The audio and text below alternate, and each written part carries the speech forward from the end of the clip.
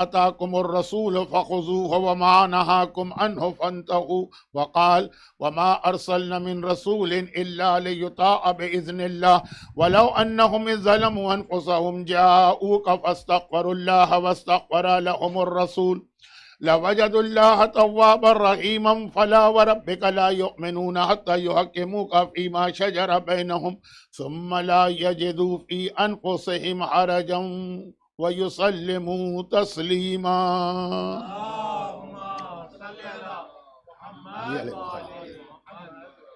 قرآن کریم کی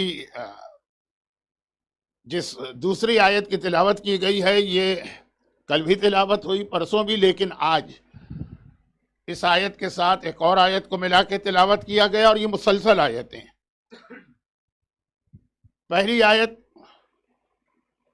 جو رسول تمہیں دے تمہیں لے لینا ہے، اور جس چیز سے رسول تمہیں روک دے رک جانا ہے، اسی کا نام اطاعت ہے۔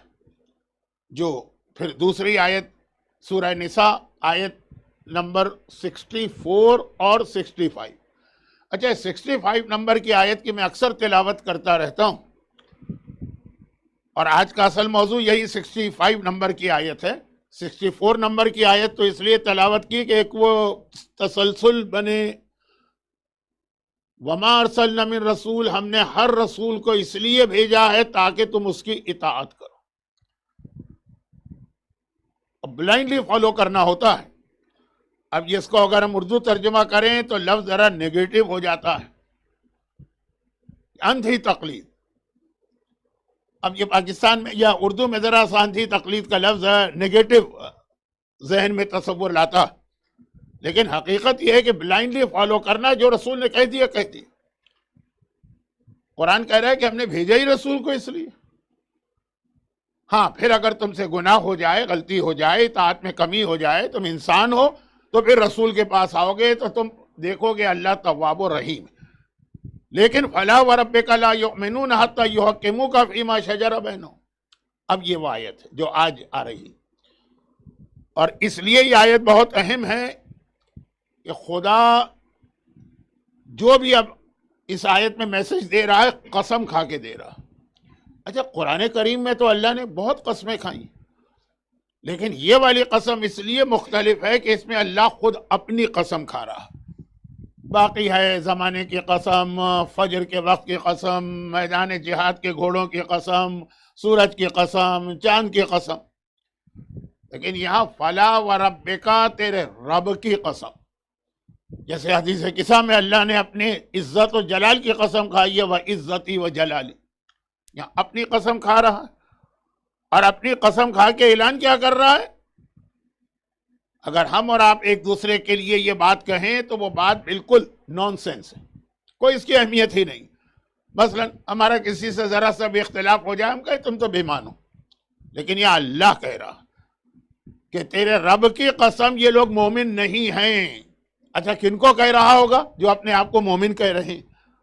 وہ ابو جہل کو تو نہیں کہہ رہا ہے اللہ، وہ تو اپنے آپ کو مومن کہتا ہی نہیں۔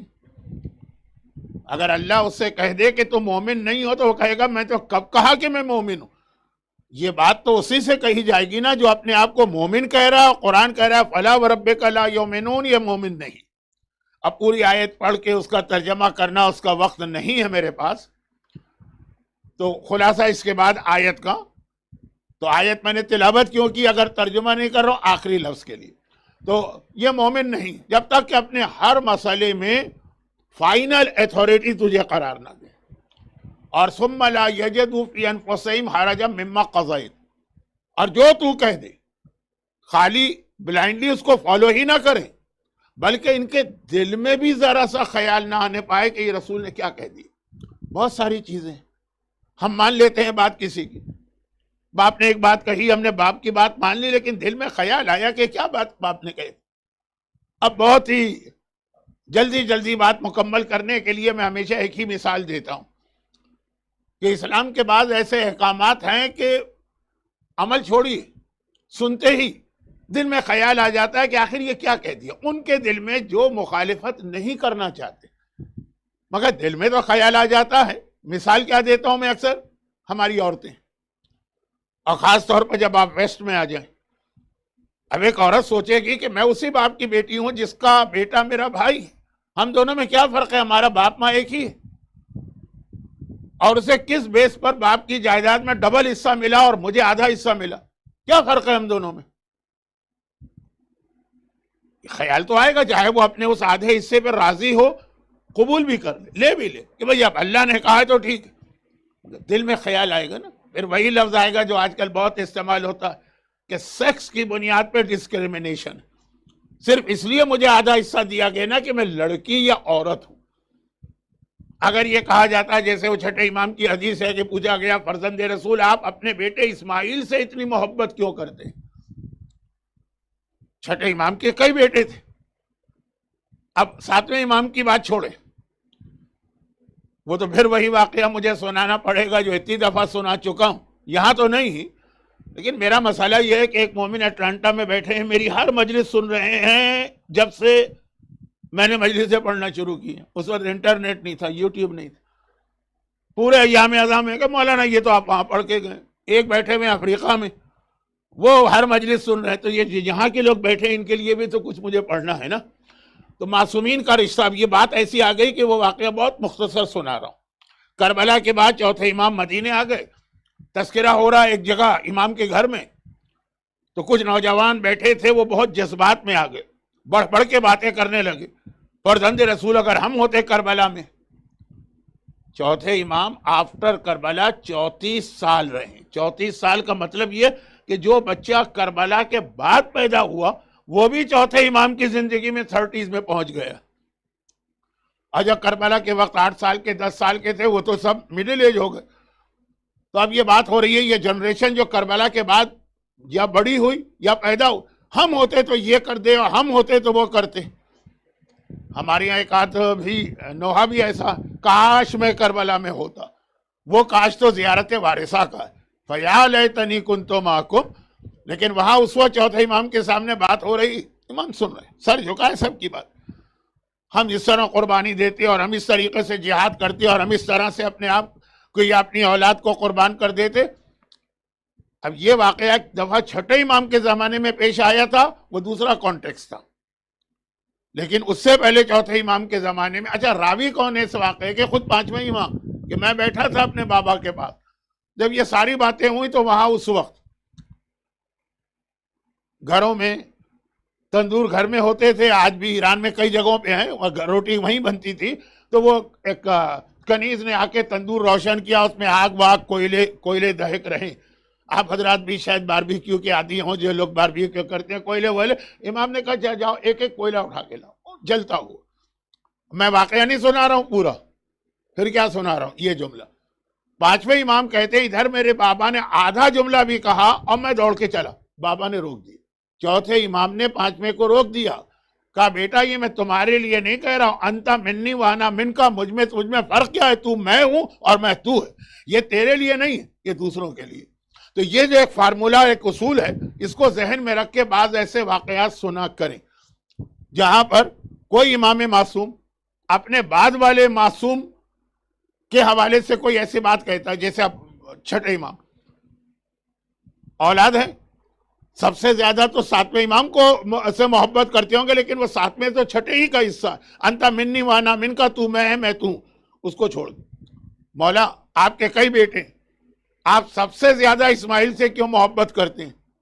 اسماعیل چھٹے امام کے بڑے بیٹے، جس پر آغا خانی فرقہ بنا، جس پر بوری فرقہ بنا، کہا اس لیے کہ وہ میرا بہت زیادہ اطاعت گزار ہے، بہت زیادہ میری کیئر ٹیکنگ کرتا ہے، میرا بہت زیادہ خیال کرتا ہے۔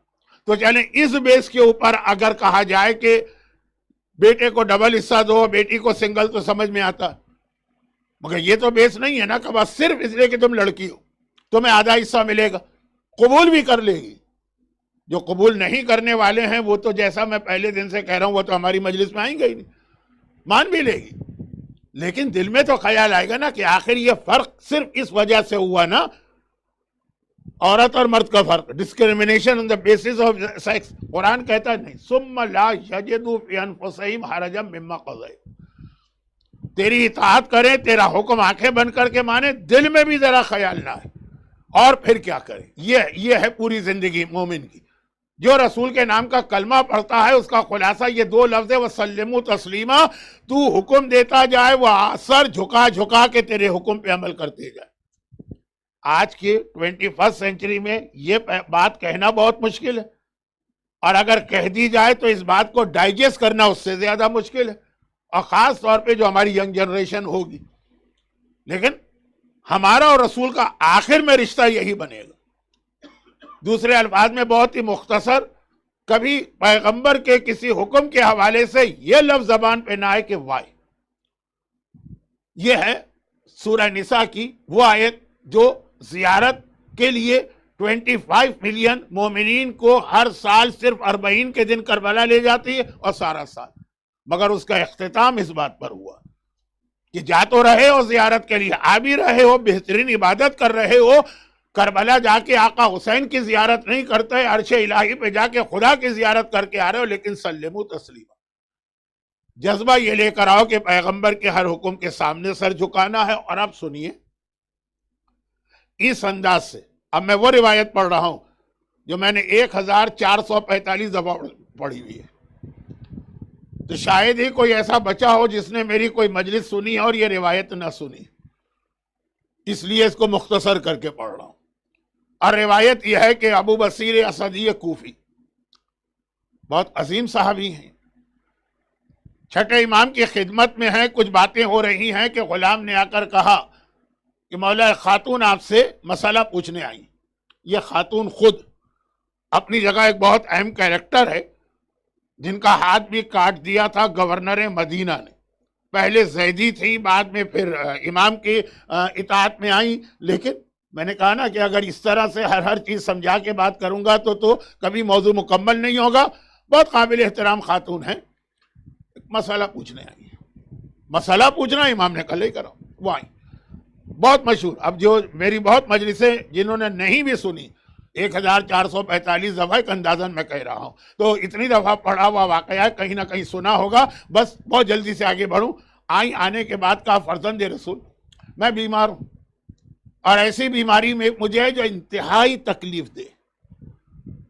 لاسٹ سینچری میں جب سے یہ پینسلین دریافت ہوئی تھی، اس کے پین کلر، اس کے بعد تو کافی چیزیں ایسی سالو ہو گئی، لیکن اس سے پہلے بیماریاں، تکلیف، درد، کوئی پین کلر ہی نہیں تھا دنیا میں۔ اور یہ بات تو ہے 1300 سال پہلے، مطلب بہت تکلیف، بہت درد، بیماری اپنی جگہ پہ، جیسے کینسر کا پیشنٹ کبھی کبھار کس سٹیج پہ آتا۔ خیر، جہاں کوئی چوائس نہ ہو، کوئی آپشن نہ ہو، کوئی دوا نہ ہو، تو آدمی کیا کرے گا؟ برداشت ہی کرے گا۔ لیکن مولا میرا مسئلہ یہ ہے کہ ایسی بیماری کئی اور لوگوں کو مدینے میں ہوئی، وہی ان کے ڈاکٹر ہیں جو میرے ڈاکٹر ہیں، انہوں نے علاج کیا، وہ ٹھیک ہو گئے، اور ان کا درد بھی پہلے ختم ہو گیا، پھر بیماری بھی ٹھیک ہو گئی۔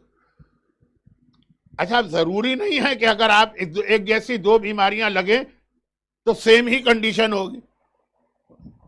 میں ڈائبیٹک پیشنٹ، اور اتنی دفعہ ممبر پہ میں اس کا تذکرہ کرتا ہوں کہ میرے بچوں کو میرے بارے میں نہیں پتا جتنا میرے مجمع کو پتا ہوتا، لیکن مجھے معلوم ہے کہ ڈائبیٹک کی 40 قسمیں اب تک دریافت ہو چکی ہیں۔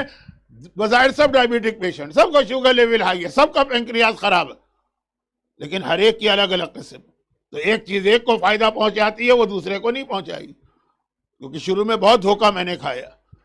ہر ڈائبیٹک پیشنٹ اپنا تجربہ لے کے آیا، پتہ نہیں کتنی نیم مجھے کھلا دی، کتنے کریلے مجھے کھلا دیے، کتنے چرائتا مجھے کھلا دیا، بوریاں کے بوریاں، فائدہ کچھ نہیں ہوا، کیونکہ میری ڈائبیٹک دوسرے قسم کی تھی۔ یہ میرا موضوع نہیں، بات کیوں آ گئی؟ اس خاتون کے جملے پر۔ مولا جو بیماری مجھے وہ ان کو ہے، جیسا درد مجھے ان کو ہے، ان کا سارا پرابلم سالو ہو گیا، وہی ڈاکٹر بھی وہی۔ تو میں نے اپنے طبیبوں سے پوچھا کہ آخر ایسا کیوں ہوا ہے؟ انہوں نے کہا اس بیماری کی فی الحال ایک ہی دوا، اور وہ ہمارے کو بتاتے ہیں، تمہیں نہیں بتا سکتے۔ اب یہ چونکہ بہت ہی نیک، مقدس، قابل احترام گھرانے کی ہیں، میں نے شروع میں کہا تھا نا کہ ان کا انٹروڈکشن ہی ایک بہت اہم چیز ہے، لیکن ٹائم نہیں۔ کہا بتاؤ کیا دوا ہے؟ کہا اس کا علاج صرف شراب۔ اب تم سے کہتے ہوئے، اتنا ریلیجس خاندان، اتنی ریلیجس عورت، اتنی متقی عورت، اس سے یہ کہنا کہ جا کے شراب پیو، وہ ڈاکٹر بھی ہیزیٹیٹ کر رہے ہیں۔ لیکن تم نے پوچھ لیا تو بتا دیے. سب کا علاج اسی سے ہوا. وہ اپنی جگہ ایک مسئلہ ہے کہ امام کی حدیث ہے کہ لا شفا فی الحرام، حرام میں کبھی شفا نہیں ہوتی ہے، تو کیا بیماری کے علاج میں شراب پی سکتے کہ نہیں، وہ فقہی مسئلہ ہے، اس کی تفصیل چھوڑ دیجئے. کم از کم تکلیف اور درد تو دور ہو جاتا. تو مولا میں آپ کے پاس آئی. اب امام کا جملہ آپ یاد کیجئے، میں نے 1500 دفعہ تقریباً یہ واقعہ پڑھا. امام نے کیا کہا؟ جب سارے طبیب ایک بات کہہ رہے ہیں، کبھی کبھار ایسا ہوتا ہے نا ڈاکٹرز میں بھی اختلاف ہو جاتا ہے، آپ سیکنڈ اوپینین لیتے ہیں، کچھ کہتا ہے، یہاں سب ایک بات کہہ رہے ہیں. پھر میرے پاس کیوں آئی؟ یہ ہے سورہ نساء کی آیت 64 کی عملی تشریح. یہ ہے قرآن کی ہم سے ڈیمانڈ. یہ ہے سلموا تسلیما کا انٹرپریٹیشن. ایک مرتبہ کہا کہ اس عورت نے ایک مرتبہ، اب ابو بصیر بیٹھے کہ ایک مرتبہ بڑی حیرت کے ساتھ اس عورت نے امام معصوم کو دیکھا. امام کا جملہ پھر سنی. جب تمام ڈاکٹرز ایک بات کہہ رہے ہیں کہ تمہاری بیماری کا علاج صرف یہ دوا ہے تو میرے پاس کیوں آئی؟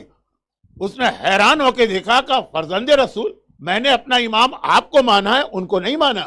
میں اس لیے آپ کے پاس آئی کہ جو عمل بھی اس دنیا میں کروں گی، سورہ کہف کی آیت، لیکن میں آیت بھی نہیں پڑھ رہا ہوں کیونکہ 2 دن سے میں 75 منٹ کی تقریر کر رہا ہوں ویک ڈیز کے اندر، مجھے خود شرمندگی ہے، آیت بھی نہیں پڑھ رہا ہوں.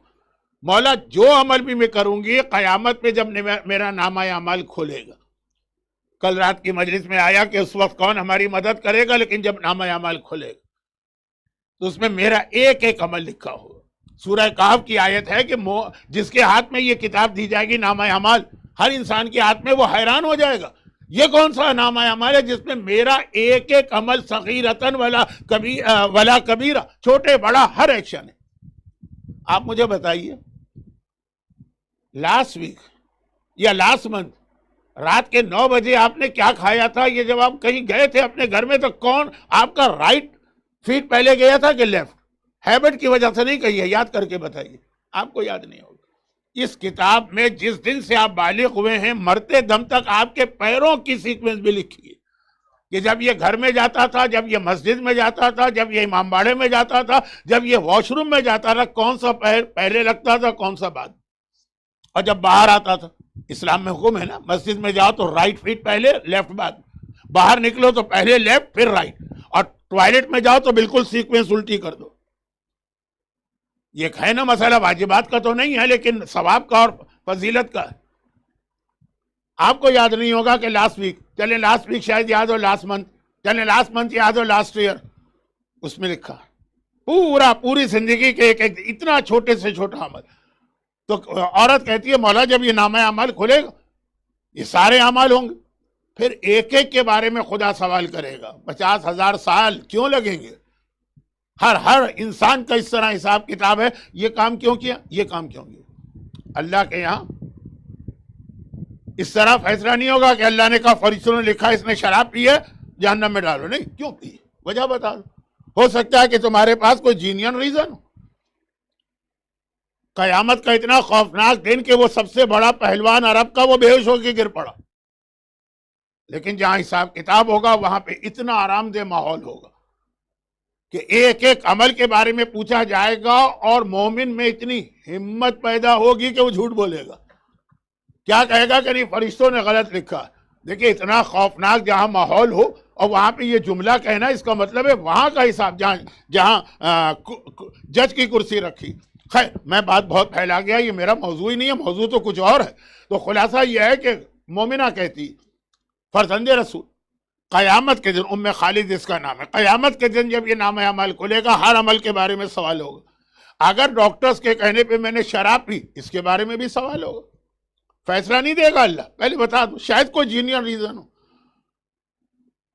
کہا میں یہ چاہتی ہوں کہ اگر مجھ سے یہ سوال کیا گیا کہ شراب کیوں پی، میں نے کہا کہ بیماری کی وجہ سے، اور خدا کہے کہ کیا تمہیں اپنی صحت اور بیماری سے بچنا اتنا اچھا لگ رہا تھا کہ پہلے حرام کر لیا.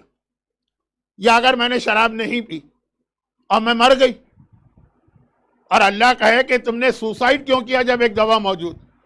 ہر صورت میں میرا جواب یہ نہ ہو پہلی صورت کیوں شراب پی، ڈاکٹر نے کہا تو نہیں، یہ جواب نہ ہو.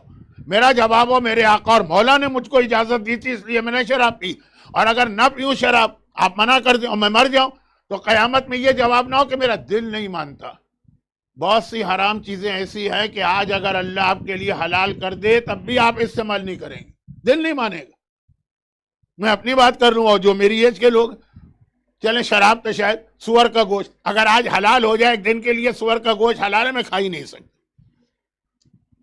چاہے اللہ ایک دن کے لیے حلال بھی کر دے۔ وہ جو ایک مومن کے اندر ایک نیچرل نفرت پیدا ہو جاتی ہے بعض چیزوں سے، تو اگر میں کہوں قیامت میں کہ کیوں نہیں پی شراب اللہ کا ہے، میں کہوں کہ میرا دل نہیں مان رہا تھا، میرا دل نہیں چاہ رہا تھا، یہ بڑا خطرناک جملہ ہے۔ کتنی ایسی چیزیں دین کی ہے لوگ کہتے ہیں دل نہیں مانتا۔ ابھی آئیے اس کے اگلے سٹیج پہ جائیں گے۔ مولا، تو میں یہ چاہتی ہوں کہ ہر عمل کا قیامت میں جواب یہ ہو کہ میرے مولا نے کہا۔ شراب پیوں تو یہ کہوں کہ مولا نے کہا ہے، نہ پیوں تو یہ کہوں کہ میرے مولا نے کہا۔ یہ نہیں کہ ڈاکٹر، حکیم، گھر والے، خاندان والے، یہ نہیں۔ امام روایت کا جملہ ہے کہ اپنی جگہ سے کھڑے ہو گئے کہ ابو بصیر دیکھا اس مومنہ کا ایمان، کاش ہمارا ہر شیعہ ایسا بن جائے۔ 1445 دفعہ روایت پڑھی ہے تو آج 1446 سمجھ لیجئے، لیکن اس کا جو میسج، مومن کا ہر عمل، چلنا پھرنا، کھانا پینا، سونا جاگنا، ہنسنا رونا، حکم رسول کے مطابق۔ یہ نہیں کہ اسلام بہت آپ کو سختیوں میں باندھ دیتا ہے، نہیں، بہت ہی فلیکسیبل دین ہے اسلام، اگر ہم اس کی صحیح معلومات حاصل کریں۔ بھئی یہ جو 2 دن پہلے 2 دن بعد چلی تھی نا، ایک دن کی زندگی بھی ہو تو علم حاصل کرو تو اسلام بہت زیادہ آپ کو آرام دہ اور اچھا دین لگے گا۔ ہاں کچھ امتحان تو دینا پڑیں گے، لیکن ابھی کی میری گفتگو سے لگ رہا ہوگا کہ یہ تو کمیونزم سے بھی زیادہ سختی میں باندھ دیا۔ نارتھ کوریا میں بھی اتنی سختی نہیں ہوگی کہ پیر بھی نہیں ہلا سکتے، ہنس بھی نہیں سکتے، رو بھی نہیں سکتے، ایسا نہیں۔ جو انسٹرکشن ہمیں دی گئی ہیں اس کے اندر آپ جائیں گے، لیکن وہ بات کا موضوع اب آگے بڑھی۔ ایسی اطاعت اگر ہم کو رسول کی کرنا، تو ہمیں پتہ کیسے چلے کہ رسول نے ہمارے ہر ایکشن کے لیے ہمیں انسٹرکشن کیا دی؟ یہ پتہ کہاں سے چلے؟ کیا ہمارے پاس پورے قرآن کی ساری آیتیں موجود ہیں ذہن میں؟ جو کل بات ہو رہی تھی، کیا 70,000 سے زیادہ حدیثیں ہمیں معلوم ہیں؟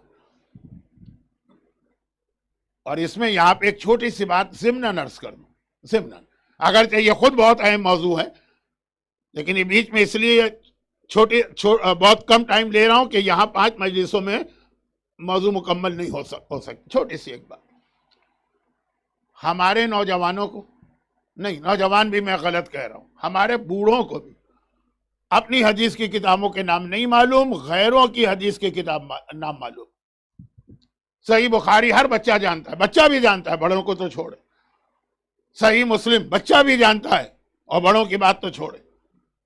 گھر میں بیٹھنے والی عورتوں کو بھی پتا ہے کہ کتاب صحیح بخاری ہے، کتاب صحیح مسلم، کبھی ترمذی کا نام بھی سنا ہے لوگوں نے۔ اور خلاصہ یہ کہ جی 6 کتابیں، نہ بخاری ہماری کتاب ہے، نہ مسلم ہماری کتاب ہے، نہ ترمذی ہماری کتاب ہے، نہ 6 کتابوں کا ہمارے پاس کوئی کنسپٹ۔ اپنی کتاب لے دے کے ایک نام معلوم ہوتا ہے اصول کافی، جبکہ یہ بھی انکمپلیٹ نام ہے، اس کا نام اصول کافی ہے ہی نہیں، اس کا نام کافی۔ اس کے 3 حصے، ایک اصول ہے، ایک فروع ہے، ایک روضہ ہے۔ باقی تو کتابوں کے نام بھی لوگوں کو نہیں معلوم۔ اور خاص طور پر جو اچھا جملہ ذرا وقت سے پہلے آ رہا ہے، ہمارے پاس حدیث کی 4 اہم کتابیں ہیں، ان میں سے جو آخری 2 کتابیں ہیں وہ اس اعتبار سے زیادہ اہم ہیں۔ پہلی 2 کتابیں انہوں نے لکھی ہیں جو مجتہد نہیں تھے، محدث تھے، حدیث۔ آخری 2 کتابیں اس نے لکھی ہیں جو محدث بھی تھا اور مجتہد بھی تھا۔ فرق کو نہیں سمجھانا چاہتا ہوں کیونکہ بہرحال سب قابل احترام 4 کتابیں۔ اور یہ بھی ایک اتفاق ہے کہ 4 کتابیں جو ہیں 3 علماء نے لکھی ہیں۔ پہلی کافی محمد ابن یعقوب کلینی، دوسری من لا یحضرہ الفقیہ شیخ ابو جعفر محمد ابن علی ابن بابوائے قمی جو شیخ صدوق کہلاتے ہیں، تیسری اور چوتھی دونوں کتابیں ایک ہی عالم نے لکھی ہیں، ابو جعفر شیخ محمد ابن حسن توسی. اب یہ تینوں کے نام محمد. چنانچہ ایک لفظ ہمارے یہاں استعمال ہوتا ہے ٹرم محمدون الثلاثہ، 3 محمد. بڑے بڑے آپ 70 سال مجلس سننے والوں سے پوچھئے تو ان کو پتہ نہیں ہوگا کہ کیا چیز. تینوں کے نام بھی محمد ہے اور تینوں کی کنیت بھی سیم ہے، ابو جعفر ابو جعفر ابو جعفر. خیر، اب یہ تو ذرا سا میں نے کہا نا کہ ضمناً ایک معلومات کے لیے بات ہے. پہلی کتاب ہماری کافی ہے، صحیح کافی نہیں. یعنی لفظ صحیح ہم استعمال نہیں کرتے کیونکہ اس کی ہر حدیث صحیح نہیں، بلکہ آج کل اسی کی ایک حدیث پہ ایک بہت بڑا ایشو دنیا میں کھڑا کر دیا گیا. دوسری کتاب من لا یحضرہ الفقیہ، شیخ صدوق جیسے عظیم محدث کی ہے، جن کی 8ویں امام کے حوالے سے کتاب کا میں نے کل نام لیا، لیکن اس کتاب کو بھی ہم نہیں کہتے ہر حدیث صحیح. تیسری کتاب تہذیب. اب یہ ذرا آپ کا ٹائم تھوڑا سا ویسٹ ہو رہا ہے، معلومات کے لیے نہیں کہہ رہا ہوں، آخری جملے پہ آ رہا ہوں. تیسری ہے کتاب تہذیب اور چوتھی ہے کتاب الاستبصار. اب یہاں روکیے، یہ چوتھی کتاب. 4 اہم ہماری کتابیں. اب میں ایک سوال کا سوال میں نے آپ سے کیا ہے نا، جواب بھی میں دے رہا ہوں. سوال یہ تھا کہ غیروں کی ہر کتاب کے نام، یا ہر تو نہیں، بڑی جو مشہور کتابیں معلوم ہیں، اپنوں کے نام نہیں معلوم ہمارے عوام کو. وجہ کیا ہے؟ بہت اہم وجہ ہے. وجہ یہ ہے کہ ہمارے علماء اپنی کتابوں کے نام زیادہ ممبر پہ نہیں لیتے. تو کیا علماء غلطی کرتے ہیں؟ نہیں. وجہ سنیے. ایک طویل عرصے تک شیعت کا طریقہ کار یہ رہا ہے کہ اپنے مجتہدین اور مراجع پہ اتنا ٹرسٹ ہوتا تھا. یہ لفظ ٹرسٹ یاد رکھیے گا. مرجع اور مجتہد پہ اتنا ٹرسٹ ہوتا تھا کہ اگر وہ کوئی فتویٰ دے رہا ہے تو ہمیں یہ پوچھنے کی اس سے ضرورت نہیں ہے کہ آخر کون سی حدیث سے یہ فتویٰ دیا. ہمارا ٹرسٹ ہے کہ جو وہ کہہ رہا ہے نائب امام ہے، مرجع ہے، مجتہد ہے، وہ حدیث امام کی روشنی میں کہہ رہا. اب آج وہ زمانہ آ رہا ہے کہ یہی ٹرسٹ ختم ہو رہا ہے. اچھا، آدھی مجلس تو گزر گئی ہے، تو اب امکان تو بہت کم ہے، پھر بھی شاید کچھ لوگ آ جائیں تو ذرا سا آپ پہلے سے ادھر ہو جائیں. یہ کافی جگہ ہے تاکہ میں بعد میں ڈسٹرب نہ ہوں. ادھر آ جائیے. دیکھیں، ٹرسٹ وہ زمانہ تھا کہ ہمارے لیے اتنا کافی تھا کہ آغا محسن حکیم کا یہ فتویٰ. کس وجہ سے؟ کیا ان کے پاس دلیل ہے؟ ان کی ان کون سی حدیث ہے؟ ہمیں ضرورت ہی نہیں پوچھنے کی. یہ ٹرسٹ کی بات ہوتی. آغا بروجردی کا یہ فتویٰ ہے، بس ٹرسٹ کی بات. آغا ابوالحسن اصفہانی نے کہا ٹرسٹ کی بات. جب ٹرسٹ تھا تو لوگ ضرورت ہی محسوس نہیں کرتے. چنانچہ ان کتابوں کے نام لینے کی عام آدمیوں کے سامنے کوئی ضرورت نہیں. وہ مجتہدین کے پاس تھی، ان کو زبانی یاد تھی، وہ اس پہ ریسرچ کر کے فتویٰ دیتے تھے. ہم تو کہتے تھے کہ خلاصہ بتا دیجئے. وہ ساری حدیثیں آپ نے پڑھ لی، حدیثیں آپ نے پڑھ لی، ریسرچ آپ نے کر لی ہے، راویوں کے حالات پہ آپ نے ڈسکس کر لیا، بتائیے نتیجہ کیا؟ ہم کو تو نتیجہ چاہیے. یہ ایک طویل عرصے تک شیعت کے پاس مرجعیت کے حوالے سے اتنا ان کو اپنے مراجع پہ کانفیڈنس یا ٹرسٹ تھا. جو غیر اجتہاد کا دروازہ بند کر کے پچھتا رہے تھے، ہمیں اس لیے کوئی خاص ضرورت نہیں ہوتی تھی کتابوں کے نام لینے کی. اب آج کل وہ ٹرسٹ ختم ہو رہا ہے. اچھا، دوسری ایک اور وجہ، وہ جو چوتھی کتاب کا میں نے نام لیا نا، میں بڑے موٹے موٹے نام لے کر یہ نہیں ظاہر کرنا چاہتا کہ میرے پاس کوئی بہت نالج ہے، یہ میموری ہے. ایک خاص وجہ. دوسری بات یہ تھی کہ ہمارے مراجع اور مجتہدین اور علماء پبلک کو کنفیوز نہیں کرنا چاہتے تھے کہ ایسا نہ ہو کہ کسی مسئلے کو ہم سمجھانے جائیں گے، مسئلہ تو سالو نہیں ہوگا، یہ لوگ نہ صرف یہ کہ کنفیوز ہو جائیں گے، بلکہ اگلا جملہ خود امامت یا اسلام کے بارے میں ان کے دل میں شک پیدا ہوگا. تو کوئی ضرورت نہیں ہے جب ان کو ہم پر اتنا ٹرسٹ. اس جملے کا مطلب اب سمجھیے، جو میں نے دوسرا جملہ کہا یہ بہت اہم. ایک سوال یہ ہوتا ہے، یہاں بھی ایک بچے نے مجھ سے سوال کیا، ابھی مجھے آئے ہوئے یہاں دن ہی کتنے ہوئے، کہ جی وہ مجتہدین جو ہے نا، وہ جو فتوے دیتے ہیں تو وہ امام سے ہٹ کے فتوے دیتے ہیں. اور یہ ایک اہم سوال جو کل بھی میں نے آپ سے کیا تھا کہ جب اللہ ایک، قرآن ایک، اسلام ایک، قول معصوم ایک، تو فتوے دو کیوں؟ یہی غلط جملہ. لیکن ہمارے علماء یہ جملے کو، اس کی غلطی کو ہائی لائٹ نہیں کرنا چاہتے تھے کہ عوام کا اس سے کوئی تعلق نہیں ہے.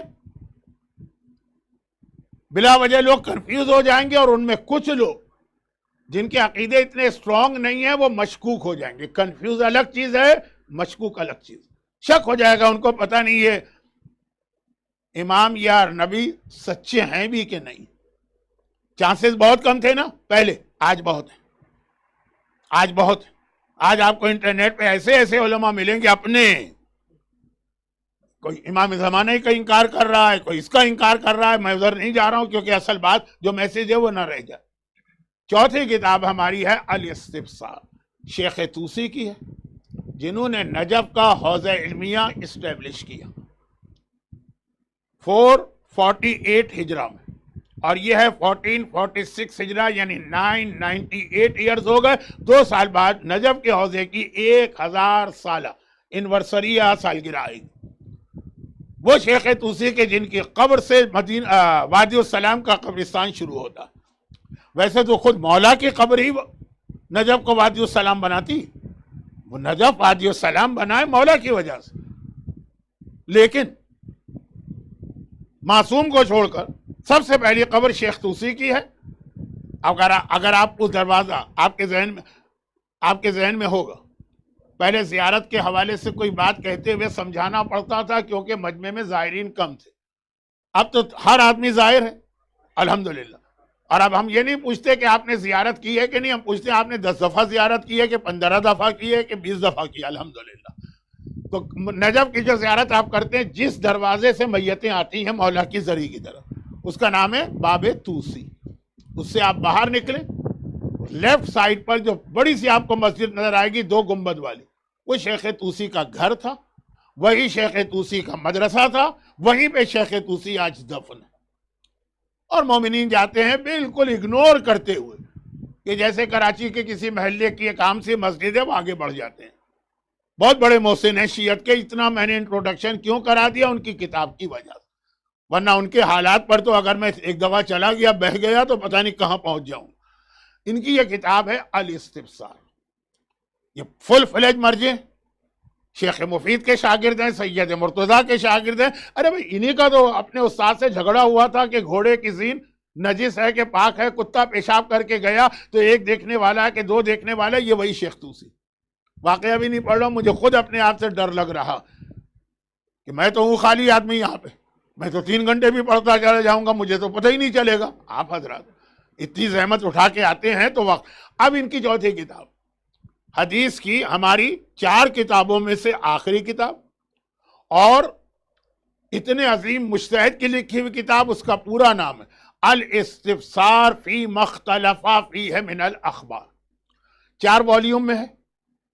اس میں انہوں نے صرف وہ حدیثیں جمع کی ہیں، صرف وہ حدیثیں جس میں امام معصوم سے حدیثیں آئی ہیں کنٹراڈکٹری. ایک امام نے کچھ کہا، دوسرے نے کچھ کہا. لیکن ذرا بدتمیزی والا جملہ ہو گیا نا، توہین والا. اسی لیے ہمارے بزرگ علماء یہ چیز ممبر پہ ڈسکس ہی نہیں کرتے تھے. یہ لوگوں کا اس سے کوئی تعلق نہیں ہے، وہ ٹرسٹ کر رہے ہیں مرجع پہ. مرجع نے جو بات کہی ہم نے مان لی. لیکن اب جب یہ مسئلہ آ گیا کہ خود مراجع پر اعتراض ہو رہا ہے کہ غلط 2 فتوے کیوں، اب بتانا پڑے گا. پوری ایک کتاب ہے، بالکل شروع زمانے کی کتاب ہے، آج کی بھی نہیں ہے. کہ آپ کہہ دیں کہ جی آج کل تو ایسے مجتہد آ گئے ہیں ہر چیز میں اختلاف کرتے ہیں. جس کے اوپر شیعت کی اجتہاد کی بنیاد ہے شیخ طوسی حوضہ علمیہ، جنہوں نے نجف کا بنایا. بھئی قم کے حوضہ علمیہ کو تو صرف 100 سال گزرے. 1341 میں 1341 عبد الکریم حائری جو امام خمینی کے استاد تھے، انہوں نے یہ حوضہ بنایا. وہ نجف کا حوضہ. الاستبصار فی ما اختلف فیہ من الاخبار. کہا کہ اس میں ہم لوگوں کو بصیرت دیں گے جو مختلف روایتوں میں اختلاف. اختلاف کا مطلب کیا کہ ایک امام نے کہا یہ چیز حلال ہے، دوسرے نے کہا حرام ہے. نہیں، ایک ہی امام نے ایک آدمی سے کہا یہ چیز حلال ہے، دوسرے مومن سے کہا یہ چیز حرام. اور ایسا نہیں ہے کہ بہت ہی ریئر کیس ہو. یہ کتاب 4 والیوم میں ہے. اس کا جہاں اس کا اینڈ ہو رہا ہے، بالکل اس کے آخری جملہ میں پڑھ رہا ہوں. آخری جملہ. پوری کتاب لکھنے کے بعد شیخ طوسی کہتے ہیں کہ اس کتاب میں 925 چیپٹرز. کیا مطلب؟ ایک وضو کا ہے، ایک غسل کا ہے، ایک نماز کا ہے، ایک روزے کا ہے، خمس کا ہے، ایک زکوٰۃ کا ہے. اب یہ نماز کا بھی ایک چیپٹر نہیں، نماز میں تکبیرۃ الاحرام کا الگ چیپٹر، رکوع کا الگ، سجدے کا الگ. 925 میں نے کاؤنٹ نہیں کیا. خود شیخ طوسی نے اپنی جب کتاب کمپلیٹ کی تو لاسٹ پیراگراف یہ، اس میں 925 چیپٹر ہے. اور ان چیپٹروں میں میں نے 5511 حدیثیں جمع کی. ہم اور آپ ہوتے تو کہتے ہیں یا شیخ یا تو ایک حدیث کم کر دیجئے، یہ 4 کہیں اور سے لے آئیے، راؤنڈ فگر ہو جائے. راؤنڈ فگر زیادہ اچھا لگتا ہے نا، کہ 5510 ہو یا 5515. نہیں، ان کا جملہ 5511 5511 حدیثیں جمع کی. کون سی حدیثیں؟ جو امام ہی کے حدیثیں، کوئی فتویٰ نہیں ہے، وہ آپس میں ٹکرا رہی. ایک امام کہہ رہا ہے یہ چیز حلال ہے، ایک حرام. اب میں خالی اگر اس کتاب کو موضوع بنا کے وہ حدیثیں پڑھنے لگوں تو کچھ لوگوں کو بہت لطف و مزہ آئے گا، لیکن کچھ لوگ کنفیوز ہو جائیں گے، کیونکہ ساری حدیثیں امام معصوم سے مروی ہیں. اور بالکل شروع میں بھائی آج اگر کوئی امام کی حدیث بتائے تو ہم کہیں گے تم آج ہو. 1400 سال پہلے امام نے کیا کہا تمہیں کیسے پتا؟ شیخ طوسی تو بس غیبت امام کے جو 4 پہلے نائب اس کے جسٹ آفٹر پیدا ہوئے. مثلا یہ میں مثال فرضی نہیں دے رہا ہوں، ایکچوئل 2 حدیث سے بتا رہا ہوں جو اس کتاب میں. ایک امام سے پوچھا گیا مولا فقہ کیا؟ فقہ یعنی بیئر، جس کو غیر شیعہ حلال سمجھتے ہیں بیئر کو، اور معصومین بڑی سختی سے اس کو حرام کہتے تھے، یہ کہہ کر کہ انہو خمر، یہ بھی ایک شراب ہے. لیکن اس کتاب میں پوچھا گیا 7 حدیثیں یا 6، امام نے کہا حرام، مگر 2 حدیث امام نے کہا یہ مکروہ، اور ایک حدیث میں امام نے وہ لفظ استعمال کیا وہ بھی مکروہ کا لفظ ہے، مجھے پسند نہیں. اگر آپ کبھی میری دعوت کریں تو نہیں کریں گے نا، مجھے پتا نہیں. بہرحال مومنین ان سے زیادہ مومنات بہت خدمت کر رہے ہیں میری. تو اب یہ ہے کہ میں گیا، میں نے کہا بھائی فلاں چیز نہ پکائیے گا، مجھے پسند نہیں. یہ حرام کے لیے لفظ نہیں استعمال ہوتا، مجھے پسند نہیں، لا احبہ. تو یہ جو امام نے کہا کہ مجھے پسند نہیں ہے، اس کا مطلب کیا ہوگا کہ یہ حرام نہیں. اب یہ بھی حدیث ہے، یہ بھی امام معصوم سے، وہ بھی امام معصوم سے. مجتہد بیچارہ کیا کرے؟ آپ نے تو یہ کہہ کر چیپٹر ہی کلوز کر دیا کہ اللہ ایک، اسلام ایک، قرآن ایک، شریعت ایک. ہر امام وہی کہتا ہے جو باقی امام کہتے ہیں. جا کے دیکھیے 5511 تو صرف ایک عالم نے حدیثیں جمع کی، اور انہی راویوں سے، جن راویوں سے آپ کے پاس باقی ساری معتبر حدیثیں آئی ہیں. اور یہ خالی ایک چیز کا مسئلہ نہیں، ایک مچھلی کا مسئلہ ہے جس پہ چھلکا ہے کہ نہیں، ایک امام نے کہا کھاؤ، ایک امام نے کہا حرام ہے.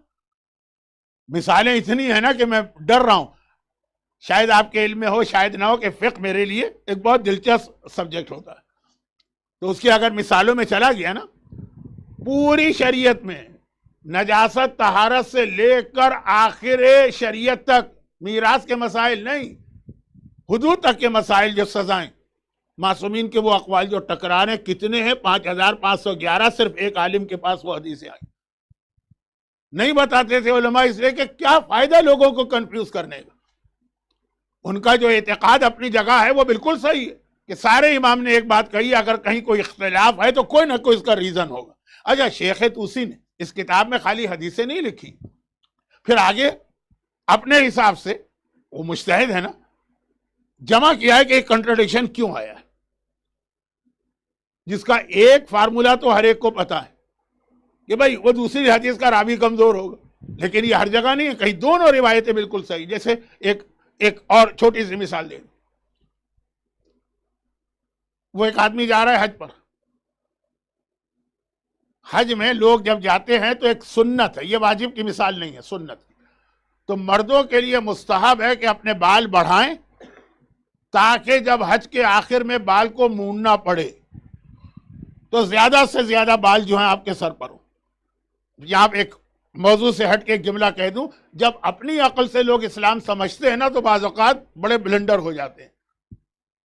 میں تو کئی سالوں سے حج پہ جا رہا ہوں، ہر آدمی جانتا ہے، اس لیے اس کو یہ مت کہیے کہ مولانا مجلس پڑھنے آئے کہ اپنا ایڈورٹائز کرنے کے لیے۔ تو کیا ہوتا ہے، لوگ حج پر جانے سے پہلے بال بہت چھوٹے کر کے جاتے، جب تک کہ یہ مسئلہ ہم نے بتا کے مردوں کی بات ہو رہی۔ تو کیوں چھوٹے کیوں کرتے؟ کیونکہ جب آپ احرام پہنے تو اس وقت بال توڑنا بھی حرام ہے۔ بال اب جتنے بڑے بال ہوں گے وہ ٹوٹ کے گر سکتے ہیں، چھوٹے بال ہوں گے تو ٹوٹنے کے، تو احتیاطاً کہ بال اتنے چھوٹے کر لو تاکہ بال ٹوٹے ہی نہیں۔ بالکل الٹا مسئلہ۔ حکم خدا یہ ہے کہ بال بڑھاؤ، واجب نہیں ہے، پھر کہہ دوں، لیکن بہت اہم مستحب ہے، بلکہ آغا سیستانی کا جملہ کیوں نہ کوٹ کر دوں، یہی جملہ آغا خوئی کا ہے کہ یہ بال بڑھانا سنت مؤکدہ ہے، بلکہ یہ ان کا جملہ کہہ رہا ہوں، یہ بلکہ میرا نہیں ہے مرجع کا، بلکہ ہمارے بعض علماء نے اس کو واجب بھی کہا ہے، بعض مجتہدین۔ اب پتہ نہیں آپ کو اپنی زندگی میں اور کسی مرجع کی تقلید کا موقع ملے، ہو سکتا ہے وہ واجب بھی کہیں اس کو۔ تو اب یہ ہے کہ بال بڑھانا، اور اس کی ایک وجہ بھی، جب آپ کا سر حج کے اینڈ پر مونڈا جائے گا تو جتنے زیادہ بال آپ کے سر سے اتریں گے اتنے گناہ معاف ہوں گے، اتنی نیکیاں ملیں گی، اتنے نور ملیں گے قیامت میں، جنت میں اتنے درجے ملیں گے۔ تو کم بال سر پہ ہیں تو کم نور ملیں گے، زیادہ بال ہیں تو زیادہ، کم بال ہیں سر پہ تو کم گناہ معاف ہوں گے، زیادہ تو زیادہ خیر۔ اور یہ جو جملہ میں نے کہا نا، حدیث کا ہے، اور مستحب ہے کہ جب نائی آپ کے سر کو موننا شروع کرے تو یہ دعا پڑھو، اللہم اعطنی لکل شعر نورا، خداوندہ ایک ایک بال جو یہ نائی کاٹ رہا ہے اس کے بدلے ایک نور عطا فرما۔ اور یہ کیوں پڑھو؟ اس لیے کہ جب رسول خدا کا سر مون رہا تھا نائی تو رسول یہ دعا پڑھ رہے تھے۔ اچھا، بات بہت پھیل گئی۔ خلاصہ یہ ہے کہ ایک راوی گیا اور اس نے کہا مولا میں حج پہ جا رہا ہوں، کیا میں اپنے بال چھوٹے کر کے جا سکتا ہوں؟ امام نے کہا جاؤ، کوئی بات نہیں۔ اور دوسرا راوی گیا، امام نے کہا نہیں، اپنے بال بڑے کر کے جاؤ۔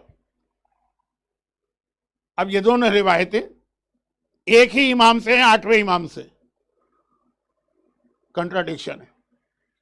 پھر اب یہ مجتہد ریسرچ کرتا ہے، ریسرچ کی، اچھا بال بڑھا کے جاؤ، لیکن یہ کب سے بڑھاؤ؟ 1 سال سے نہیں، حج پر جانے سے پہلی ذی قعدہ۔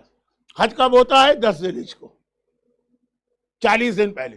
پہلا راوی شوال میں جا رہا تھا، شوال میں بال بڑھانا مستحب نہیں، پرسنل چوائس۔ دوسرا راوی ذی قعدہ میں جا رہا تھا، جب پہلی تاریخ کے بعد آ گیا تو بال بڑھانا مستحب۔ دونوں حدیثیں صحیح۔ اگر یہ ریسرچ نہ ہو کہ یہ راوی کس مہینے میں گیا اور یہ راوی کس مہینے میں گیا، تو اب خالی روایتیں پڑھ لینا بھی کافی نہیں، گوگل آپ کو ٹرانسلیشن کر کے بتا دے گا روایت کا ترجمہ کیا، یہ نہیں بتائے گا روایت کی تاریخ کیا۔ اچھا، اب یہ پوری کتاب 5511 حدیث ہے، چونکہ ایام ازا میں تو میں جہاں بھی جاتا ہوں کہیں 5 دن کہیں 10 دن، کراچی والوں سے پوچھیے، بلکہ آپ میں سے کچھ ہیں بھی کراچی والے، وہاں تو میرا پورا سال درس کا سلسلہ رہتا تھا، وہاں تو 10-15 تقریریں میں نے اس کتاب پہ کی۔ میں نہیں کرنا چاہ رہا تھا کیونکہ اس میں کچھ لوگ ایسے بھی ہیں جو کنفیوز ہو جائیں گے کہ پھر تو یہ امام کے بارے میں شک ہوگی کہ یہ تو امام معصوم نہیں لگ رہے ہیں کہ ایک کچھ کہہ رہا ہے دوسرا کچھ کہہ رہا ہے۔ لیکن یہ اس وقت تک صحیح تھا جب تک کہ لوگوں کو اتنا ٹرسٹ مرجع پر بھی تھا اور وہ ضرورت محسوس نہیں کرتے تھے کہ بھئی آپ نے فتویٰ دیا تو آپ کے پاس کون سی حدیث۔ لیکن اب چونکہ مرجعیت کے خلاف جو مہم شروع ہو رہی ہے، مرجعیت از our ریڈ لائن، یہ ہماری ریڈ لائن۔ جب مرجعیت کو کوئی نقصان پہنچائے یا کراس کرے گا ریڈ لائن، گویا غیبت امام میں دین کا خاتمہ کرنے کی کوشش کر رہا۔ دین ختم نہیں ہوگا، اللہ بچانے والا ہے، لیکن وہ یہ کوشش کر رہا ہے ریڈ لائن کراس کرنا۔ تو اس میں سب سے بڑا اعتراض یہ ہوتا ہے کہ بھئی ان کے 2 فتوے کیوں ہو گئے؟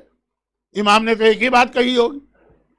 یہی تو آپ کو دھوکہ ہو رہا ہے کہ امام جن چیزوں میں امام نے ایک ہی بات کہی اس میں کسی فتوے کا اختلاف نہیں۔ تقلید کا ایک اہم مسئلہ سن لیجئے، تقلید کا مسئلہ یہ ہے کہ جن مسائل میں مراجع میں کوئی اختلاف نہیں ہے اس میں آپ کسی بھی مرجع کی تقلید کریں یا تقلید نہ بھی کریں۔ اختلاف جہاں ہو تقلید کی ضرورت وہیں پڑتی ہے۔ آپ کا ضرورت نہیں ہے کہ آپ سے کوئی کہے کہ بھئی تو مغرب کی 3 رکعت نماز پڑھتے ہو، کس کی تقلید میں پڑھتے ہو؟ مغرب کی 3 رکعت نماز سارے مسلمانوں کا متفقہ فیصلہ ہے، تقلید کی there is no need to do تقلید for this مسئلہ۔ ہاں مغرب کی نماز کی تیسری رکعت میں تم سبحان اللہ والحمدللہ 3 بار پڑھتے ہو کہ 1 بار پڑھتے ہو؟ اس میں اختلاف ہے، بعض مراجع کہتے ہیں 3rd رکعت میں 3 بار، بعض کہتے ہیں اس میں آپ کو ضرورت، بھئی تم 1 بار کیوں پڑھ رہے ہو؟ فلاں کی تقلید کی وجہ، اس نے ریسرچ کی بھی۔ تو خیر یہ بیچ کی بات تو آ گئی، یہ ساری حدیثیں بات کہاں سے چلی تھی؟ اطاعت رسول ہے ہر ایکشن میں، حتیٰ آپ کے پیروں کے سیکوینس میں بھی اطاعت رسول ہونا چاہیے۔ بالکل باندھ کے نہیں رکھا، آپ کو بہت فلیکسیبلٹی ہے، بہت فریڈم دی ہے اسلام نے، لیکن وہ فریڈم انجوائے کرنے کے لیے آپ کو پتا تو ہو نا کہ کہاں پہ ریسٹرکشن ہے، کہاں پہ فریڈم، وہ یہ حدیثوں میں ہے۔ لیکن وہ ساری حدیثیں نہ ہم پڑھ سکتے نہ ہماری اختیار میں، یعنی نہ ہمارے پاس اتنی صلاحیت۔ جس کے پاس ہے یہ صلاحیت اس کے لیے تقلید حرام ہے۔ ایک مجتہد چاہے وہ سب سے لویسٹ لیول کا ہو، اور آغا سیستانی اتنے اونچے لیول کے ہیں، لیکن یہ اگر خود مجتہد ہے اس کے لیے حرام ہے ان کی تقلید کرنا۔ اچھا اب یہ بات میں نے جو کہی اس میں ایک چیز اور عرض کر دوں، کیا آپ کہیں گے کہ یہ حدیث اچھا تو یہ حدیثوں میں، ارے خود قرآن کے اندر بھی یہ اختلاف ہے۔ قرآن تو ایک بالکل طے شدہ بات ہے نا کہ قرآن آپ سمجھتے ہیں کہ قرآن کا ٹیکسٹ تو تمام مسلمان ایک جیسا مانتے ہیں، یہ بھی غلط فہمی۔ اب دیکھیے ہم کنفیوز نہیں کرنا چاہتے، مومنین کا مسلمانوں کا ایک اعتقاد ہے، کیوں اس کو شیک کیا جائے؟ لیکن جب ہمارے بچوں کے ذہن میں یہ یوٹیوب کے ذریعے سے یا فیس بک کے ذریعے سے زہر گھولا جا رہا ہے، اور علماء اس لیے خاموش کہ جی ہم لوگوں کو کنفیوز نہیں کرنا چاہتے، تو سامنے والا آلریڈی کنفیوز کر چکا ہے، اس کا جواب دینا پڑے گا۔ قرآن کی بھی کئی آیتیں ایسی ہیں جن میں مسلمانوں میں اختلاف ہے کہ آیت یوں ہے کہ آیت یوں ہے۔ قرآن طے شدہ، سب کے نزدیک طے شدہ بات۔ اچھا یہاں پہ ایک بات میں اور وہ کہہ دوں جو میرا موضوع نہیں ہے، اور مجھے ضرورت بھی نہیں ہے اس پہ بات کرنے کی، کیونکہ ہمارے ممبر پہ 90% اس موضوع پہ بات کرتے ہیں، شیعہ سنی اختلافات۔ ضروری اہل بیت کے مذہب کا ڈیفینڈ کرنا ہم پر واجب ہے، لیکن چونکہ 90% علماء کر رہے ہیں اس لیے میں پیچھے ہوں۔ لیکن اس پہ ایک چھوٹی سی بات، یہ اعتراض کیا جاتا ہے کہ جو اہل سنت کی طرف سے، سب نہیں جو دشمن ہے، یہ شیعہ حضرات قرآن کو کمپلیٹ نہیں سمجھتے ہیں، اس میں تحریف کے قائل ہیں۔ اور کس بیس پہ یہ اعتراض کرتے ہیں کہ یہ حدیث ان کے پاس ہے، کافی میں یہ لکھا ہے کہ قرآن تو اتنا بڑا تھا تو آج تو قرآن اتنا رہ گیا، وہ ساری حدیثیں لاتے ہیں۔ یہ ساری حدیثیں اہل سنت کے پاس بھی۔ ہمارا ایک بہت اہم اکیڈمک علمی خاندان گزرا ہے، ہم اپنی ہسٹری سے واقف نہیں ہیں، لیکن ایک بہت اہم علمی خاندان گزرا ہے بہار، کھجوا بہار، انڈیا کا، یہ پاکستان بننے سے پہلے کی بات۔ حکیم سید اظہر علی، رسالہ اصلاح انہوں نے جاری کیا، پھر ان کے بیٹے مولانا سید علی حیدر، یہ وہ علماء تھے جنہوں نے فاقے کیے، بہت ہی لو پروفائل پہ زندگی گزاری، ٹوٹے ہوئے گھر تھے، لیکن اتنی انہوں نے ریسرچ کی۔ اور پھر ان کے بیٹے مولانا آغا باقر، آغا جعفر جو کراچی والے ہیں، مولانا رضی جعفر، ہمارے مولانا محترم جو بیٹھے ہیں وہ بھی اس خانوادے سے تعلق رکھتے ہیں، بہت علمی خاندان تھا۔ اس میں مولانا علی حیدر صاحب نے مناظرے پر کچھ بہت انٹرسٹنگ کتابیں لکھی۔ انٹرسٹنگ میں نے کیوں کہا؟ ناول کے اسٹائل میں، اور زیادہ تر اس کا طریقہ وہ تھا کہ جی ایک شوہر ہے، ایک بیوی ہے، شوہر مثلاً غیر شیعہ ہے، بیوی شیعہ ہے، اب دونوں میں ڈسکشن ہوتے ہیں، اس میں واقعات بھی تھوڑے سے فکشن انداز میں شامل کیے۔ تو انٹرسٹنگ کتاب، خاص طور پہ 2 کتابیں، ایک ہے تصویر اعضاء، یعنی کربلا کے حوالے سے جتنے اعتراضات کیے جاتے ہیں نا، اور یا یزید کے فیور میں جتنی باتیں ہیں، وہ سب اس کے اندر اس کا جواب ہے۔ اہل سنت کی کتابوں سے ان کا مطالعہ اتنا تھا، اور انٹرسٹنگ ہے۔ مثلا آدمی جو ہے نا، جو زیادہ مذہبی کتابیں نہیں پڑھتا ہے نا، وہ بھی بور نہیں ہوگا، ناول چل رہا ہے۔ اور دوسری کتاب ہے ان کی جوہر قرآن۔ کتابیں بہت ہیں، یہ خاندان بہت قابل احترام، خاص طور پہ یہ باپ بیٹے حکیم سید علی حیدر، ان کے بیٹے مولانا سید علی حیدر۔ دوسری جوہر قرآن، قرآن کے حوالے سے جتنے اعتراضات شیعت پر ہیں، ناول، وہ بھی ناول، شوہر بیوی کا رات کے وقت جیسے میں نے کہا نا دسترخوان پہ جمع ہو تو باتیں کرے، اور باتیں کچھ اس میں واقعات، اور 250 250 نہیں، مور دین 250 ریفرنسز انہوں نے سنی کتابوں سے جمع کیے ہیں اس زمانے کی، کہ قرآن میں یہ تبدیلی ہوئی، قرآن میں یہ آیت تھی جو نکال دی گئی، قرآن کی وہ آیت نکال دی۔ ہمارا مسئلہ یہ ہے نا کہ ایک جب کبھی جھگڑا ہونا تو ایک طریقہ یہ ہوتا ہے کہ اس سے پہلے کہ دشمن کوئی اعتراض کرے تم ایگریسو بن کے اس میں آنکھیں نکالو۔ یہ غیروں نے، دشمنان اہل بیت نے ہمارے خلاف طریقہ اختیار کیا، ارے ہم پر چڑھ دوڑتے ہیں، تمہاری اتنی حدیثیں ہیں کہ قرآن میں تبدیلی آ گئی ہے، فلاں آیت بدل دی گئی۔ 250 سے زیادہ تو صرف ایک عالم نے ایک چھوٹی سی اردو کتاب میں حدیثیں جمع کی ہیں ان کی۔ 250 کو چھوٹا عدد نہیں ہے، جس میں سے ایک حدیث ہمارے ہاں بہت مشہور ہے کہ وہ سورہ احزاب تو بہت بڑا تھا، اس کا 2/3 تو ایک خاتون کی بکری کھا گئی۔ یہ حدیث ہے ان کی، بہت معتبر حدیث۔ 2/3 سورہ احزاب، آج کل تو 73 آیتیں رہ گئی نا، 200 سے زیادہ آیتیں تھیں، وہ بکری کھا گئی۔ وہ کہاں گئی وہ آیتیں؟ بکری کے پیٹ میں گئی۔ اب اس سے بڑی تحریف قرآن کیا ہوئی؟ تقریباً تمام اہل سنت اس بات کو مانتے ہیں کہ پیغمبر کے ایک عظیم صحابی عبداللہ ابن مسعود معوذتین کو قرآن مانتے ہی نہیں تھے۔ یعنی معوذتین یعنی وہ 2 سورے جو اعوذ باللہ، اعوذ سے شروع ہوتے ہیں، قل اعوذ برب الفلق، قل اعوذ برب الناس، یہ 2 سورے عبداللہ ابن مسعود نے جو قرآن اچھا پیغمبر کی حدیث ہے کہ قرآن لو تو عبداللہ ابن مسعود سے، میں اپنی کوئی حدیث نہیں پڑھ رہا ہوں، غیروں کی، یہ میرا اسٹائل نہیں ہے، لیکن آج ضمنی بات آ گئی، قرآن ان سے لو۔ انہوں نے کہا یہ 2 سورے قرآن میں تھے ہی نہیں، میں نے رسول سے پورا قرآن سنا۔ یہ کیا ہے؟ یہ ایک تعویذ ہے۔ جب رسول خدا پر ایک یہودی لڑکی نے جادو کیا تھا اور پیغمبر بیمار پڑ گئے تھے تو جبرائیل ایک تعویذ لے کے آسمان سے نازل ہوئے، اعوذ، تعوذ، تعویذ، یہ سب ایک ہی لفظ، اور کہا کہ اے حبیب یہ تعویذ ہے، اس تعویذ کو پڑھو تو یہ جادو ختم ہو جائے گا۔ ایک یہودی لڑکی نے پیغمبر پر جادو کیا تھا، اور پھر وہ بھی اپنی جگہ ہے کہ ایک یہودی عورت نے پیغمبر کو زہر دیا تھا، وہ خیبر کے واقعے کے بعد۔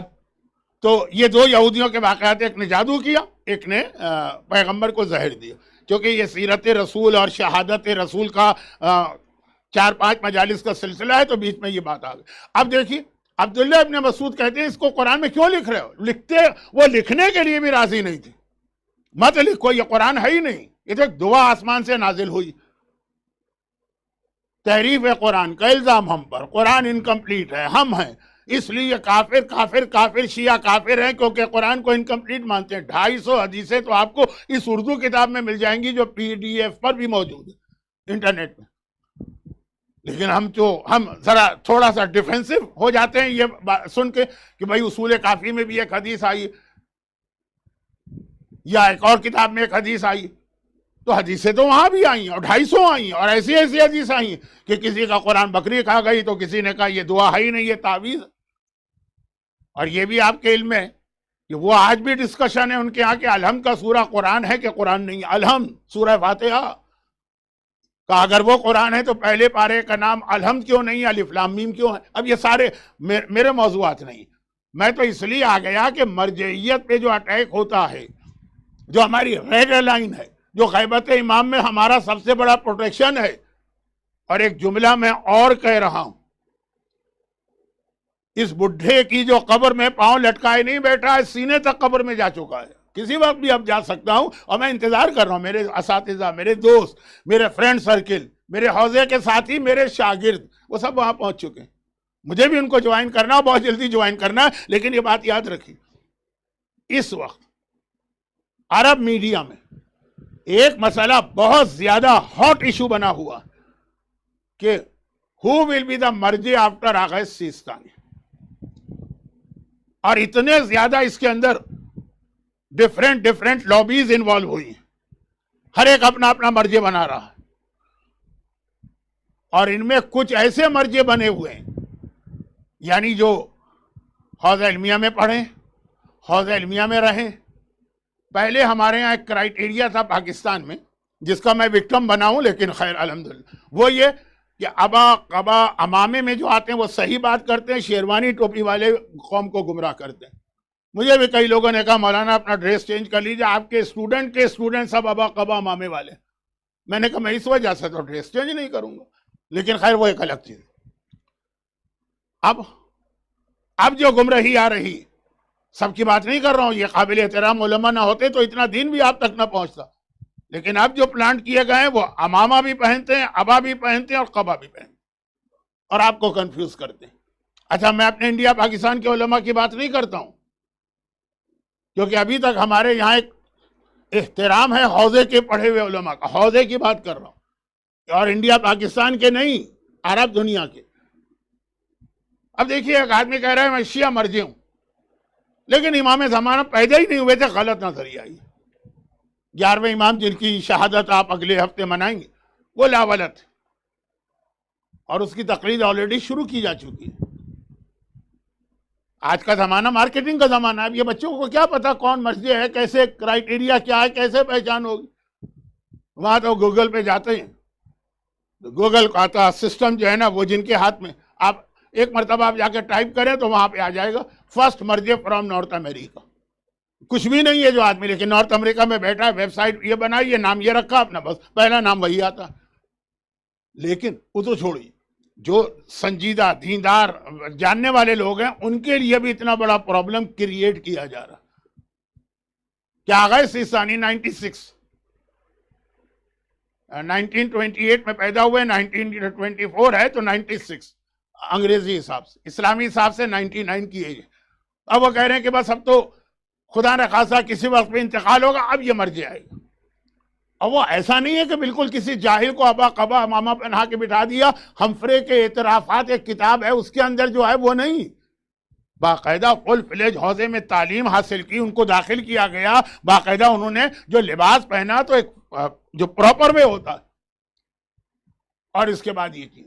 تو اب اس کے اندر یہ جو ایک بہت بڑا خطرہ ہے نا، یہ مرجعیت کے ریڈ لائن کراس ہو رہی.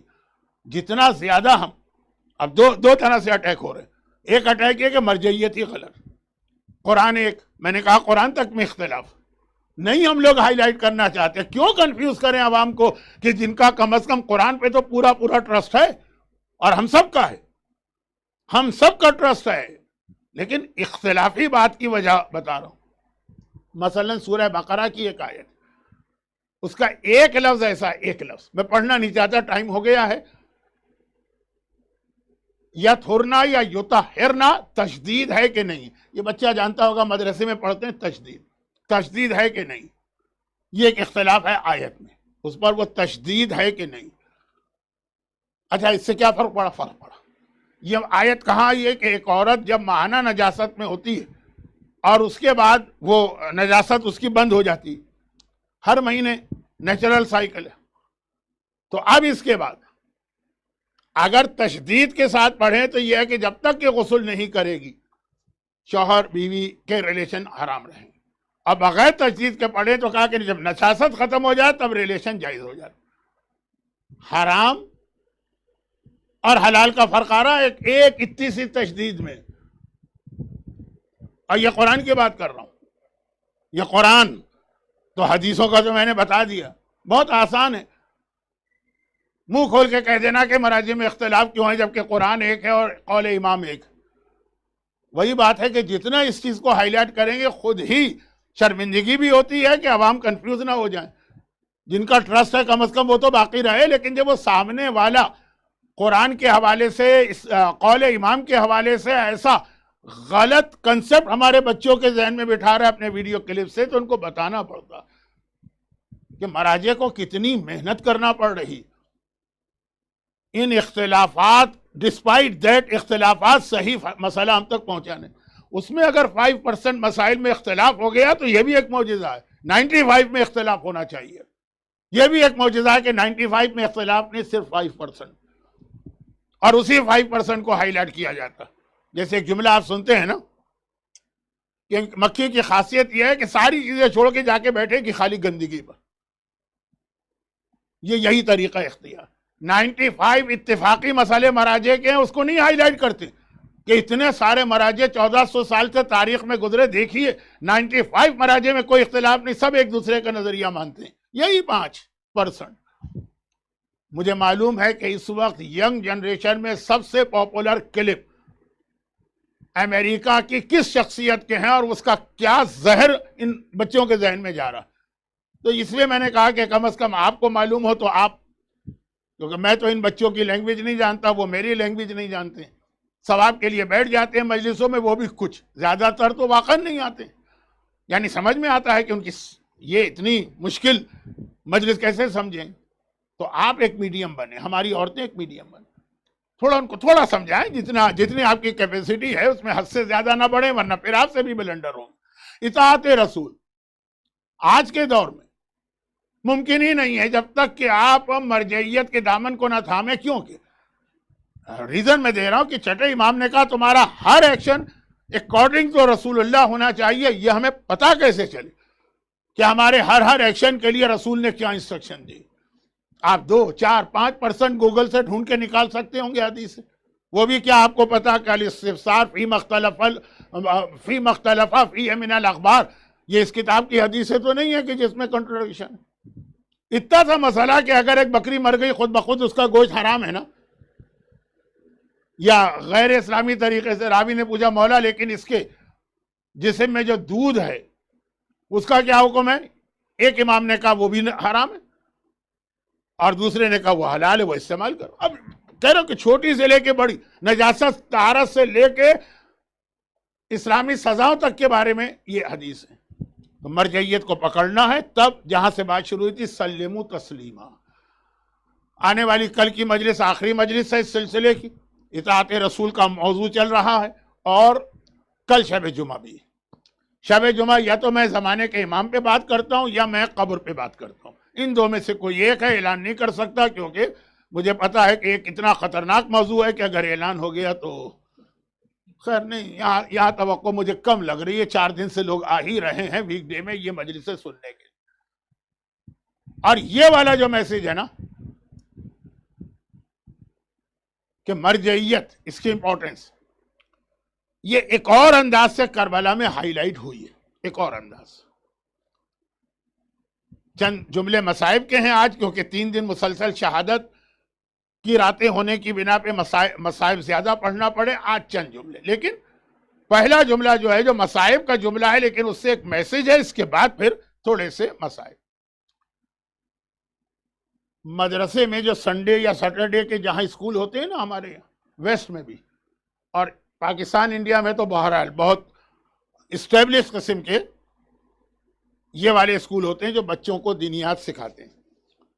اس میں بھی اگر کسی نے تھوڑی سی تعلیم حاصل کی ہے، بچے نے، اس کو ایک مسئلہ معلوم ہے کہ جب انسانی زندگی کو خطرہ ہو جائے تو سارے حرام حلال ہو جاتے ہیں۔ بیماری کی وجہ سے شراب پی سکتے ہیں کہ نہیں وہ الگ چیز، اس میں اختلاف ہے، کیونکہ حدیث ہے امام کی کہ اللہ نے حرام میں شفا نہیں رکھی، لیکن اگر کوئی پیاس سے مر رہا، بیماری نہیں پیاس سے مر رہا، ڈیزرٹ میں پھنس گیا، ڈی ہائیڈریشن، مر رہا، اس وقت اس کے لیے اجازت ہے، حرام حلال ہوگا۔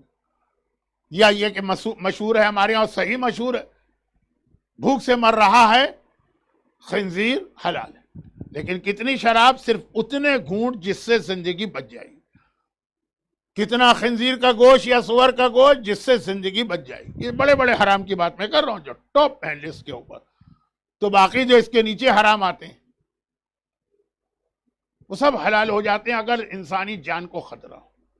تو اس لسٹ کے اندر تو حجاب بہت ہی نیچے آتا ہے، واجب ہے، غیر اہم نہیں ہے، لیکن ایز کمپیئر ٹو شراب اور خنزیر چھوٹا ہے۔ زندگی کو خطرہ ہو تو یہ حجاب ساقط ہو جاتا ہے۔ سعودی عرب میں آپ کئی واقعات سنیں گے، اب ذرا ساتھ چینج ہوا، لڑکیوں کے اسکول میں آگ لگ گئی تو لڑکیوں کا اسکول ہے، وہاں ہر لڑکی کو حجاب پہننا ہے، وہ نقاب والا، لاک ہو جاتا ہے جب اسکول کا ٹائم شروع ہو، یا ان لاک ہوگا جب اسکول ٹائم ختم ہوگا۔ فائر بریگیڈ بھی آ گیا اور سول ڈیفنس والے بھی آ گئے، نہیں جا ہی نہیں سکتے اندر۔ کتنی بچیاں جل کے مر گئیں صرف اس وجہ سے، کہا کہ یہ نامحرم مرد ہیں، یہ کیسے اندر جا سکتے ہیں، جلتے ہیں تو جلنے۔ ایک نہیں بے شمار واقعات پیش آئے۔ یہ اسلام تو نہیں ہے نا. اور بلکہ یہاں تو زندگی کا خطرہ بھی نہ، اس سے بھی چھوٹا ہو. علاج اگر مرد ڈاکٹر سے علاج کرانا پڑے تو اجازت ہے کہ نہیں؟ اچھا، باقی مراجع تو کہتے ہیں کہ اگر لیڈی ڈاکٹر اویلیبل نہ ہو تو مرد سے علاج جائز ہوگا. نہیں، علاج اس وقت جب اس کو اپنا جسم کھولنا پڑے یا نامحرم جسم ٹچ کرے.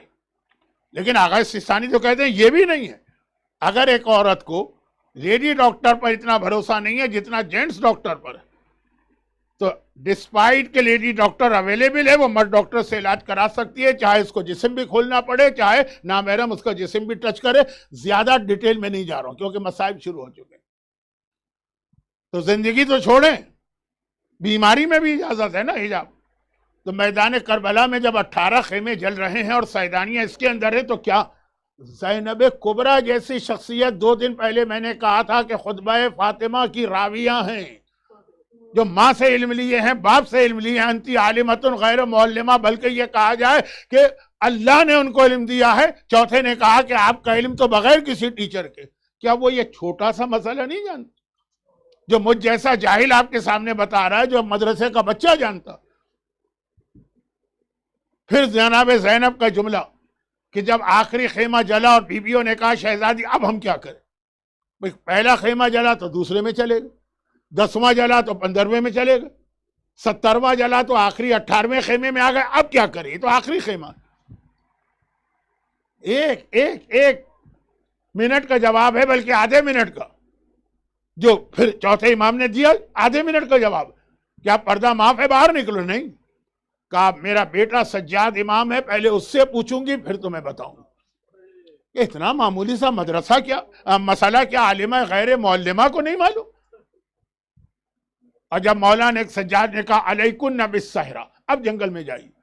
نہیں، یہ مسئلہ شرعی مسئلے کا جواب نہیں تھا، یہ بتانا تھا کہ جب کوئی کا مسئلہ پیش آ جائے تو اس وقت جو حجت خدا ہے اس سے کانٹیکٹ کرنا پڑتا. خالی اپنی معلومات پہ اکتفا نہ کرو. جب امام موجود ہو تو وہ حجت خدا ہے، جب امام غائب ہو تو یہ مراجع اور مجتہدین حجت خدا. کیونکہ امام نے کہا کہ میں ان کو تم پر حجت بنا رہا ہوں اور اللہ نے مجھے حجت بنایا تم پر. پوری حدیث اب نہیں پڑھ رہا ہوں، ٹائم نہیں رہا، مصائب کا وقت شروع ہو. میدان کربلا میں زینب کبریٰ کا اتنی دیر ٹھہرنا، آگ بڑھ رہی ہے، آگ پھیلتی جا رہی، لیکن اتنی دیر ٹھہرنا، پہلے پوچھوں گی پھر مسئلہ پھر تمہیں جواب دوں گی. یہ خود مرجعیت کے انسٹیٹیوشن کی اہمیت کو بتا رہا. اور جب ایک بار مولا سجاد نے کہا علیکن بالصحراء، پھوپھی اماں اب آپ اپنے گھر کو لے کے جنگل میں نکل جائیں. تو اب یہ سارا گھرانہ جنگل میں نکلا تو کس طرح نکلا؟ بعد واقعہ کربلا کسی نے یہی سوال مولا سجاد سے پوچھا تھا. مولا کے ہاتھ میں تسبیح تھی کہ اگر یہ تسبیح ٹوٹ جائے تو دانے کس طرح زمین پہ بکھر کے رہتے. آخری خیمہ جلنے کے بعد ہمارا گھرانہ اسی طرح بکھر کے رہ گیا. اور اب دیکھیے میں کہاں سے کہاں جا رہا ہوں. 10 محرم شام غریبہ سے میں جا رہا ہوں اہل بیت کی شام سے رہائی. صرف 2 جملے یہ تو میں نے کہہ دیا کہ زینب کبریٰ کو یہ بتانا تھا کہ اہمیت کتنی ہے کہ اس سے مسئلہ پوچھو جو حجت خدا. زینب نے بتا دی. ہم اور آپ جانتے ہیں زینب کون ہے، مگر کوئی دشمن کہہ سکتا ہے کہ نہیں بھائی یہ سوال بتا رہا ہے کہ زینب کو آپ نے اتنا زیادہ افضل مانا ہے، ان کی تو معلومات عام عورت سے بھی کم ہے. کوئی کہہ سکتا ہے نا، دشمن تو اپنے حساب سے کہے گا. تو اب مولا سجاد کو یہ بتانا ہے کہ میری پھوپھی کا اسٹیٹس کیا ہے، زینب کو یہ بتانا ہے کہ سجاد کا اسٹیٹس کیا ہے. یہ جملہ ذرا سا نگیٹو سینس دے رہا ہے تو کل کی مجلس کے شروع میں آئے گا. بتانا ہے سجاد، اور سجاد کو بتانا ہے کہ زینب کا اسٹیٹس کیا. وہ دن آ گیا جب یزید اہل بیت کو رہا کرنے جا رہا. مولا سجاد کو بلاتا ہے دربار میں اور کہتا ہے کہ میں آپ کو رہا کرنا چاہتا ہوں. مولا سجاد کا جملہ کیا تھا؟ مولا سجاد نے کہا جب سے کربلا کا واقعہ پیش آیا ہے میں نے پھوپھی زینب کے مشورے کے بغیر کوئی قدم نہیں اٹھایا. پہلے جا کے پھوپھی اماں سے پوچھوں گا، وہ جو کہیں گی وہ میرا جواب ہوگا. یعنی میں اب بہت سمرائز کر دوں اپنے اس پوائنٹ کو. کربلا میں زینب نے امامت کا انتظار کیا، شام میں امامت نے زینب کا انتظار کیا. امام معصوم اگر کہہ دے کہ میں پہلے پھوپھی سے پوچھوں گا، اور جب زینب کبریٰ کے پاس گئے اور جا کر کہا پھوپھی اماں یہ یزید کی آفر ہے، وہ ہم کو رہا کرنا چاہتا، تو کس جلال کے ساتھ علی کی شیر دل بیٹی نے کہا تھا سجاد اس سے کہہ دو کہ ہمیں رہائی نہیں چاہیے جب تک کہ ہماری 3 شرطیں پوری نہ کرے۔ دیکھیے جیتنے والا شرطیں نہیں لگاتا ہے، ہمیشہ ہارنے والا شرطیں، جیتنے والا شرطیں لگاتا ہے قبول نہیں کرتا ہے، ہارنے والا شرطیں قبول کرتا ہے۔ جو ہار گیا نا وہ کہتا ہے ٹھیک ہے جو آپ کہیں گے مجھے قبول۔ زینب نے شرط لگائی ہے، سجاد نے یزید نے شرطیں قبول کی ہیں۔ اسی نے بتا دیا کہ یزید خود مان رہا ہے کہ میں ہار گیا، ہمیں تو پہلے دن سے پتا تھا کہ وہ ہارا ہوا، مگر جب سجاد نے کہا یہ 3 شرطیں، یزید نے تینوں شرطیں قبول، اور اس میں پہلی شرط بہت اہم ہے، دوسری اور تیسری ہمارے ہاں زیادہ پڑھی جاتی ہے، وہ بھی اہم ہے، پہلی بہت اہم ہے، کیونکہ آج کل عزاداری کے خلاف بھی ایک موومنٹ شروع ہوا۔ زینب کبریٰ پہلی شرط کیا لگاتی؟ یہ زندان شام ہے جہاں بچوں کو پراپر غذا نہیں ملتی، بچے نہیں بڑوں کو بھی نہیں ملتی، حتیٰ پانی تک نہیں ملتا ہے۔ سجاد نے ایک دن دیکھا تھا میری پھوپھی زینب بیٹھ کے نماز شب پڑھ رہی، حیران ہو کر کہا تھا پھوپھی اماں آپ نے تو شام غریبہ 18 لاشوں کے بیچ میں بھی کھڑے ہو کے نمازیں پڑھی، آج آپ بیٹھ کے نماز پڑھتی۔ کہ سجاد بیٹا جو غذا اور پانی آتا ہے وہ اتنا کم ہے کہ میں اپنا حصہ بچوں کو دے دیتی ہوں، جس کے نتیجے میں علی کی یہ شیر دل بیٹی اتنی کمزور ہو گئی ہے کہ نماز کے لیے کھڑے ہونے کی طاقت نہ رہی۔ تو کتنی پیاسی ہے زینب۔ چلے ہم نے کہا زینب تو زینب، بچے بھی پیاسے ہیں نا سارے۔ پہلی شرط زینب کی ہونی چاہیے تھی کہ ہمارے بچوں کے لیے کم از کم پانی کا انتظام کرو۔ پہلی شرط کیا تھی؟ پہلی شرط یہی تھی کہ ہاں میں بھی پیاسی ہوں، میرے بچے بھی پیاسے ہیں، ہماری پیاس بجھاؤ، لیکن پانی نہیں مانگا۔ کہا جب سے کربلا کا واقعہ پیش آیا ہے میں اپنے لوٹے گھر کا ماتم نہیں کر سکی ہوں، ہمیں ایک مکان لے کے دیا جائے جہاں پہ ہم اپنے لوٹے گھر کا ماتم کریں۔ زینب نے بتایا میں بہت پیاسی ہوں لیکن پانی کی پیاس نہیں ہے، آنسوؤں کی پیاس ہے۔ زینب نے بتایا میں پانی کے بغیر رہ سکتی ہوں، بغیر ماتم اور بغیر عزاداری کے نہیں رہ سکتی۔ اور جب یہ مکان لے کر دیا گیا، بس میرا آخری جملہ، جب یہ مکان لے کر دیا گیا تو جو دوسری شرط تھی وہ پوری کی۔ دوسری شرط کیا تھی؟ جب کربلا میں تیری فوج نے لوٹ مار کی تھی تو عام سامان تو چلو، جو ہمارے تبرکات تھے کم از کم وہ ہمیں واپس کیے جائیں۔ اب یہ تبرکات آنے لگے اور جیسے ہی عباس کا علم نظر آیا زینب نے علم ہاتھ میں لیا۔ سجاد بیٹا مکان کی چھت پہ میرے عباس کا علم لگاؤ، اس کے نیچے بیٹھ کر زینب اپنے لٹے گھر کا ماتم کرے گی۔ اور آخری جملہ، اور جب تبرکات آ رہے ہیں تو یہ خون بھرا ہوا کرتا بھی آیا۔ جیسے ہی زینب کی نگاہ پڑی بے اختیار چیخ ماری، آنکھوں سے لگایا۔ سجاد نے کہا پھوپھی اماں کیا یہ کرتا آپ پہچانتی ہیں؟ کہا سجاد بیٹا بھلا میں نہ پہچانوں گی، میں بہت چھوٹی تھی جب میری ماں مدینے میں یہی کرتا سیتی جاتی تھی، روتی جاتی تھی۔ میں نے پوچھا ماں یہ کرتا سیتے ہوئے کیوں رو رہی ہے؟ تو میری ماں نے کہا تھا زینب جب کربلا میں میرے لال کے گلے پر قاتل کا خنجر چلے گا تب میرا حسین یہی کرتا پہنے۔ الا ولعنۃ اللہ علی اعدائہم اجمعین۔ پروردگارا میرے مظلوم آقا سید الساجدین کے ان مصائب کا ام المصائب زینب کبریٰ کے اس امتحان کا واسطہ، زینب کبریٰ اور سجاد کے ماننے والے جو آج کی مجلس میں موجود ہیں، ان کو، ان کے گھروں کو، ان کے گھر والوں کو، ان کی اولادوں کو ہر آفت و پریشانی سے محفوظ فرما، بلکہ دنیا بھر میں جہاں جہاں شیعان حیدر کرار اور عزادارانہ نے امام مظلوم ہیں ان کی جان، مال، عزت، آبرو اور اولاد کی حفاظت فرما۔ صف عزا پہ گریہ کرنے والوں کے گریہ کا واسطہ ان کی تمام حاجتوں کو پورا فرما۔